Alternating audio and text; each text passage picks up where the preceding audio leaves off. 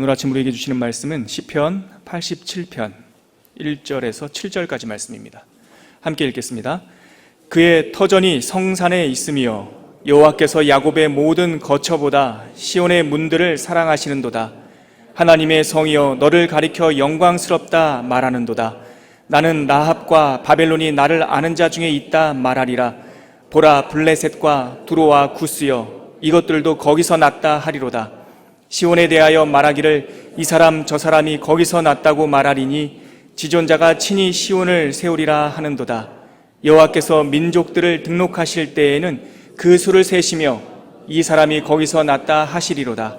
노래하는 자와 뛰어노는 자들이 말하기를 나의 모든 근원이 내게 있다 하리로다. 아멘. 5묶음으로 시편이 되어 있지 않습니까? 그 중에 이 3권 73편서부터 89편까지 17편은 이스라엘 왕국이 패망하고 백성들이 유배생활, 바벨론에 유배된 그 상황을 배경으로 합니다. 이스라엘이 패망했다라고 하는 것은 세 가지가 무너졌다는 뜻이에요. 첫째는 성전이 무너진 거고, 둘째는 언약이 무너진 거죠. 다윗 왕부터 지속되는 언약이 무너진 거고, 셋째는 역사가 단절된 겁니다. 혈통이 단절된 거죠. 그래서 시편 이 3권, 이 세 번째 묶음은 다른 어떤 권들보다 훨씬 어둡고 반대로 성전에 대한 그 파괴, 그리고 언약이 단절된 것 같은, 그리고 역사가 끊어진 거에 대한 그 애통함이 많이 담겨 있습니다. 반대로 그런 애통과 함께 간구와 소망, 그런 기도들이 이 3권에 많이 담겨 있어요. 이런 흐름에서 오늘부터 우리 목요일까지 이 3권의 시의 마지막 3편, 87편, 88편, 89편, 이 3편의 시를 함께 묵상하면서 그 속에 담긴 하나님의 메시지를 듣는 아침이 되기를 바랍니다. 저는 오늘 이 87편을 여러분들과 나누게 된 것을 정말 기쁘게 생각합니다. 왜냐하면 저는 개인적으로 이 87편이 시편, 유명한 시편의 1편, 그리고 또 뭐가 있을까요? 8편, 여호와 우리 주여 주의 이름이 어찌 그리 아름다운지요, 그렇게 시작하는 8편, 그리고 여호와는 나의 목자시니 내게 부족함이 없으리로라 23편, 내 버금가는 시로 제가 좋아합니다. 그리고 너무너무 아름다운 시예요. 어떤 면에서 그러냐면 이 87편에는 우리 성도들의 삶의 기반, 터전, 7절에 나와 있는데 7절에 보면은 나의 모든 근원이 이렇게 되어 있지 않습니까? 근데 그게 근원이 파운데이션, 이런 기초가 아니라 스프링이에요. 단어가 달라요. 1절에 쓰는 근원과 이 7절에서 나오는 근원이 달라요. 다시 말해서 이 87편에는 모든 성도들의 이 샘물, 이 힘의 근원, 힘의 뿌리, 그리고 그 샘, 그것이 어디 있는지를 보여주는 아주 중요한 아름다운 시가 이 87편입니다. 우리가 이 87편을 묵상하기에 앞서서 또 오늘부터 여러분들 우리 성경 통독도 시편 읽으시죠? 시편을 읽을 때 여러 가지 장치가 있지만 뭐 복잡한 거는 다음에 여러분들이 시편을 읽으시면서 하나씩 묵상하시면 좋을 것 같고, 하나 중요한 팁을 하나 알려드리자면, 시편에 보면은 그 셀라라고 이렇게 가로쳐 있는 게 있지 않습니까? 3절에도 셀라 이렇게 되어 있고 6절에도 셀라 되어 있죠. 그게 이제 쉼표의 역할을 하기도 하고, 이게 원래 노래나 시 아닙니까? 시? 운율이에요. 운문입니다. 그래서 이 셀라라고 기록되어 있는 부분을 읽을 때는 거기서 마디를 한번 끊으시면 돼요. 거기서 한 연이 바뀌었구나. 그래서 연의 나눔으로 생각하시면 됩니다. 그래서 오늘 87편은요, 총 2연으로 되어 있네요. 1절부터 3절까지 1년이고요. 4절부터 6절까지 1년이고, 마지막 7절은 결론, 마지막 송영 찬양 그 구절입니다. 그럼 우리 첫 번째 1년인 1절부터 3절까지 말씀을 다시 한번 읽겠습니다. 시작. 그의 터전이 성산에 있으며 여호와께서 야곱의 모든 거처보다 시온의 문들을 사랑하시는도다. 하나님의 성이여 너를 가리켜 영광스럽다 말하는도다. 시인은 먼저 마치 영화를 찍듯이 우리들을 그 하나님의 성전 안으로 인도하고 있습니다. 마치 성 바깥에 있어요. 예루살렘 도성 바깥에서 먼저 하나님의 그 시티 예루살렘을 쳐다보고 있는 거예요. 지금 장면이. 그랬는데 그 예루살렘이 언덕이란 말이죠. 지형적으로. 그러니까 그 언덕 위에 예루살렘 성전이 보여요.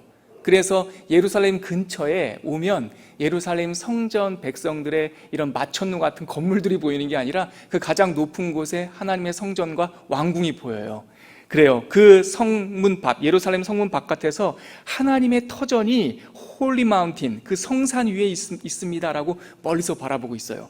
그런데 2절에 가니까 이제 시인이 멀리서 성 밖에서가 아니라 성 안으로 들어오고 있습니다. 2절에 보니까 여호와께서 야곱의 모든 거처들보다 시온의 게이트, 문을 사랑하시는도다. 지금 문을 지나가고 있는 겁니다. 문을 지나가서 이제 드디어 어디로 들어갈까요? 하나님의 성전 안으로 들어갑니다. 3절에 보니까 하나님의 성이여, 성전을 말하는 겁니다. 다윗 왕궁을 말하는 것이 아니라 성전이여 너를 가리켜 영광스럽겠다 말하는도다. 지금 시인은 마치 영화의 그 롱테이크라고 하나요? 끊어지는 거 없이 한 번의 장면으로 우리를 성 바깥, 예루살렘 성 바깥에서 성전 안으로 쑥 들어가고 있어요. 3절에는 표시되어 있지 않지만 성 안에까지 갔으면, 성 앞에 섰으면 어디까지 지금 소망하고 있을까요? 그 성 안에 있는 지성소까지. 지성소 안에는 뭐가 있죠?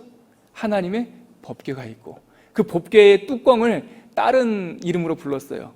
시은좌라고 불렀고, 그 그룹과 그룹 사이에 그 조그만한, 정말 엉덩이 하나 들어갈 만한 그 조그만한 공간을 하나님의 은혜가 임재하는 곳이라는 뜻으로 시은좌, 주의 영이 거기에 임재한다라고 하나님께서 그들에게 상징으로 말씀해 주셨죠.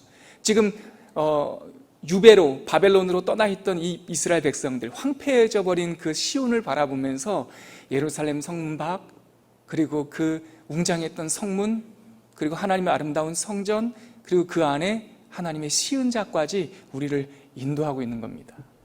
애타도록 지금 성전을, 그 하나님의 시온을 사모하고 있는 것이죠. 왜 그렇습니까? 이 시온이 어떤 곳이기 때문에 그렇죠? 이어지는 4절부터 6절까지 그 내용이 나와 있습니다. 같이 읽을게요. 나는 라합과 바벨론이 나를 아는 자 중에 있다 말하리라. 보라, 블레셋과 두로와 구스여, 이것들도 거기서 났다 하리로다. 먼저 4절 우리 끊어서 가보죠. 나는 라합이라고 하는 것은 별명인데 어느 나라를 가리키는 거냐면 애굽을 가리키는 거예요. 라합이 웅크린 자, 큰 괴물이라는 뜻이 있는데, 애굽이라는 말이 구약 히브리 말로 미츠라임이라고 말하는데요. 그 미츠라임이라는 말이 큰 물이라는 뜻이에요. 괴물이 산다고 생각했던 물. 그러니까 여기서 말하는 라합은 애굽이죠. 그리고 우리를 지금 포로로 잡아간 바벨론, 이 라합과 애굽과 바벨론이 너에게 있다. 나를 아는 자의 그 이 하나님의 이름 안에 네가 있다. 그리고 보라, 블레셋과 두로와 구스여, 그것들도 너희들도 거기서 시온에서 태어났다라고 말하리라. 뭡니까?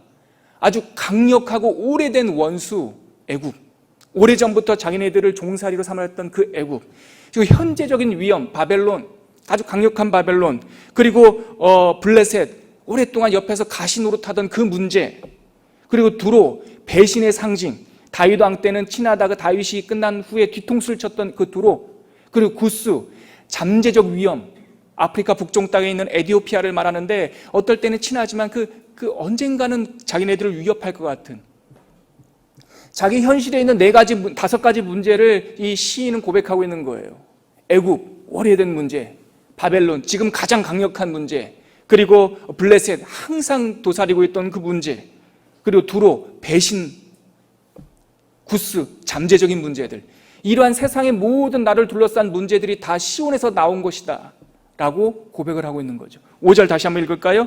시온에 대하여 말하기를 이 사람 저 사람이 거기서 났다고 말하리니 지존자가 친히 시온을 세우리라 하는도다. 이제는 다시 한번 점층법으로 현재 문제, 가장 시급한 문제들조차도 자기의 삶이 지금 해석되고 있는 거예요. 시온에서 태어난 거고, 또 내 주변에 있는 이 사람 저 사람, 내 주변에 있는 내가 평소에는 신경 쓰지 않았던 이 사람들도 어디서 태어났다고요? 시온에서 태어났다고요. 6절은 그러면 어디까지 확장되는지 한번 보시죠. 6절 같이 읽겠습니다. 시작. 여호와께서 민족들을 등록하실 때에는 그 수를 세시며 이 사람이 거기서 났다 하시리로다. 주께서 민족들, 열방들을 카운트하실 때 그 모든 사람들의 수가 다 수를 세시면이라고 하는 것은 하나도 빠짐없이라고 하는 유대적인 문학 방식입니다. 표현 방식이에요. 하나님께서 너희들의 머리털까지 세시며라는 뜻은 뭡니까? 하나도 예외 없이 하나님의 주권이 여러분들을 지키신다는 뜻인 것처럼 하나님께서 민족들을 세시며, 그 수를 세시며라는 뜻은 이 열방에 있는 단 한 사람, 당신이 경험하지 못하고 너희들이 알지 못했던 모든 한 사람조차 어디서 태어났다고요? 시온에서 태어난 것이라고요. 지금 시인은 유배 생활처럼 바벨론에 잡혀 있고 이스라엘 팔레스타인 땅은 황폐해진 것 같지만, 그래서 왜 하나님의 백성들이 이렇게 유배 생활 포로가 되었는가 세상을 해석할 수 없고 알 수 없는 상황인데, 시온 안으로 깊게 들어간 후에 모든 것들이 다 시온에서 비롯되었다라는 것을 알게 된 것이죠. 시인은 지금 시온을 발견한 겁니다. 자기의 근원을 발견한 겁니다. 자기의 뿌리를 발견한 겁니다. 그래서 마지막 7절에 자기를 비롯한 모든 하나님의 백성들은 이렇게 노래한다라고 하고 있죠. 같이 한번 7절을 읽어볼까요? 시작. 노래하는 자와 뛰노는 자들이 말하기를 나의 모든 근원이 내게 있다 하리로다. 찬양하는 사람들과 춤을 추는 사람들이 말하기를 우리들의 모든 뿌리가 당신 안에 있습니다 라고 고백하리로다. 이렇게 지금 시인이 자기의 모든 것들을 찬양하고 감사하고 기뻐하고 있는 것이죠. 그러면 여러분, 이스라엘 시대에는 예루살렘과 그 성산 하나님의 성전과 또 하나님의 성전 안에 있는 깊은 곳에 있는 지성소가 하나님의 시온이었다면, 시온으로 하나님께서 던져주신 보이는 말씀이었다면, 그렇다면 지금 우리 2018년도를 살고 있는, 아니요, 예수 그리스도 이후의 은혜의 시대, 구원의 시대를 살고 있는 우리들에게 있어서 이 시온은 어디입니까? 이 지온은 어디입니까? 우리의 근본이 되는 곳, 모든 것들이 태어난 곳, 바벨론부터 시작하여서 내가 알지 못하는 모든 열방의 사람들이 그곳에서 창조된 곳, 그곳이 어디입니까? 요한복음 1장에 그 메시지가 나와 있습니다. 지금 우리에게 말씀하시는 하나님의 시온의 정체가 무엇인지, 본질이 무엇인지 요한복음 1장 1절부터 3절까지 같이 한번 읽어보도록 하겠습니다. 같이 읽겠습니다. 시작. 태초에 말씀이 계시니라. 이 말씀이 하나님과 함께 계셨으니 이 말씀은 곧 하나님이시니라. 그가 태초에 하나님과 함께 계셨고 만물이 그로 말미암아 지은 바 되었으니 지은 것이 하나도 그가 없이는 된 것이 없느니라. 만물이 그로 말미암아 지은 바 되었으니 지은 것이, 태어난 것들이 하나도 그가 없이는 된 것이 없느니라. 요한복음 1장에서는 성전의 원형, 하나님의 예루살렘의 원형, 시은 자의 원형, 임마누엘의 상징이었던 하나님의 법궤의 원형이 무엇인지 우리에게 말씀하고 계시는데, 그것이 바로 태초에 뭐가 계셨느니라? 말씀이 계셨느니라. 엔 아르케, 엔 호로고스라고 시작하는 이 위대한 선언. 신약 성경의 언어에서 이 아르케라고 하는 말이 아까 우리가 시편 87편에서 읽었던 근원이라는 말입니다.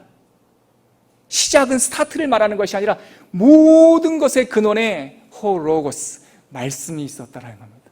그 말씀이 하나님과 함께 계셨고 그 말씀이 태초에 하나님과 함께 계셨으니 그 말씀이 곧 하나님이라고 우리에게 선언하고 있는 것이죠. 그리고 이 말씀을 통하여서 만물이 다 창조되었고 이 말씀 없이는 어떤 것도 태어날 수 없었다라고 지금 우리에게 그 로고스를 찬양하고 있는 것이죠. 이 말씀이 뭐였습니까? 4절에 보니까 그 안에 생명이 있고 이 생명은 사람들의 빛이다. 다시 말해서 하나님 로고스이신 우리 주 예수 그리스도가 바로 구약에서 상징된 그 시온이십니다. 믿으시죠? 저만 놀란가 봐요. 저는 어젯밤에도 이 말씀을 다시 묵상하면서 와, 진짜 아름답다, 진짜 아름답다. 500년, 아니요, 성막을 주셨던 1446년, 그 출애굽 시대부터 따지면 천수백 년을 꿰뚫으면서 모든 사람들이 보고 싶어 했던 하나님의 쉐키나, 하나님의 임재의 상징인 그 시온, 그 시온의 원형인 예수 그리스도께서 육신을 입고 말씀이 육신이 되어 우리 가운데 거하심에 우리가 그의 영광을 보니 하나님의 독생자의 영광이요 은혜와 진리가 충만하더라. 이게 바로 성막 지어놓고 성령이 임재하시는 그 장면 아닙니까? 그 성령의 임재, 말씀의 임재, 예수 그리스도의 임마누엘의 임재가 완성된 거예요. 제가 어저께 이 말씀 다시 묵상하다가 하나님 시편 87편의 노래가 이미 오셨습니다. 완성되었습니다. 우리 안에 성령이 오셨습니다. 그렇기 때문에 여러분, 우리가 성전이라고 하는 말이 이 언약에 있는 거예요.